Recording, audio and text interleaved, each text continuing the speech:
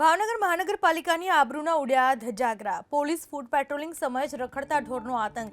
Range IG એસપીના food patrolling સમયે ઢોરનો ત્રાસ. ભાવનગર પ્રશાસન હવે તો સુધરો. ભાવનગર પ્રશાસનના આબરૂના લીરે લીરા છતાં સુધરવા તૈયાર નહીં. 2 લોકોને ઢોરે અડફેટે લીધા છતાં મહાનગરપાલિકાના અધિકારીઓની કાર્યવાહી નહીં. ભાવનગર શહેરને રખડતા ઢોરના ત્રાસથી ક્યારે મળશે મુક્તિ?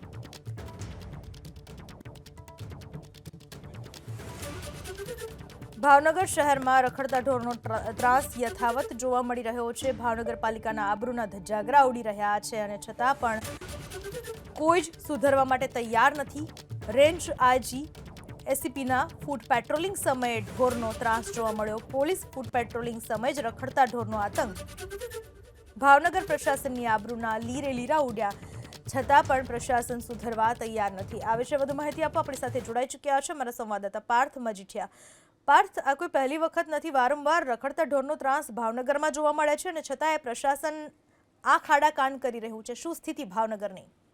એ ચોક્કસથી જણાવી દઉં, ગુજરાતમાં સૌથી વધારે ઢોરનો જો ત્રાસ હોય તો એ ભાવનગર શહેર અને જિલ્લામાં જોવા મળી રહ્યો છે. તાજેતરની અંદર જ જે ઘટના બની છે તેમાં પૂર્વ મેયર પણ એમનો ભોગ બન્યા છે અને ગઈકાલે જે બનાવ બન્યો હતો તેમાં જિલ્લાના એક યુવાને ઘટના સ્થળ ઉપર આ રખડતા ઢોરના કારણે મોત થયું હતું. આ સાથે જ જે ભાવનગર શહેરમાં કાયદો અને વ્યવસ્થાની સ્થિતિ સુધારવા માટે અસામાજિક તત્વોને બાંધમાં લેવા માટે પોલીસ દ્વારા ફૂડ પેટ્રોલિંગ કરવામાં આવ્યું હતું. પરંતુ ભાવનગર શહેરની અંદર જે પ્રમાણે ઢોરનો ત્રાસ વધ્યો છે તેનાથી પોલીસ પણ સુરક્ષિત ન હોય તેવું લાગી રહ્યું છે. આ જે દ્રશ્યો છે તે શહેરના બી ડિવિઝન વિસ્તારના છે કે જેમાં રેન્જ આઈજી ગૌતમ પરમાર અને હર્ષદ પટેલ ફૂડ પેટ્રોલિંગ કરી રહ્યા છે. એ સમયે ઢોરનો ત્રાસ પણ જોવા મળ્યો હતો. તેનો એક વિડીયો પણ સામે આવ્યો છે જેમાં રખડતા ઢોરથી બચવા માટે રેન્જ આઈજી ખુદ સાઈડમાં થઈ જાય છે, કારણ કે ભાવનગર શહેરનો એક પણ માર્ગ કે વિસ્તાર એવો નથી રહ્યો કે જ્યાં રખડતા ઢોરનો ત્રાસ ન હોય.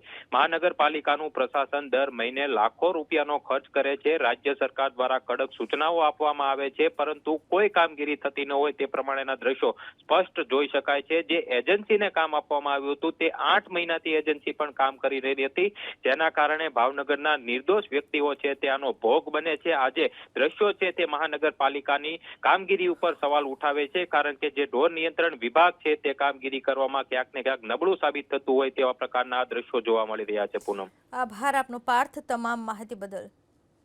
તો ભાવનગરમાં રખડતા ઢોરનો ત્રાસ હજુ પણ યથાવત જોવા મળી રહ્યો છે.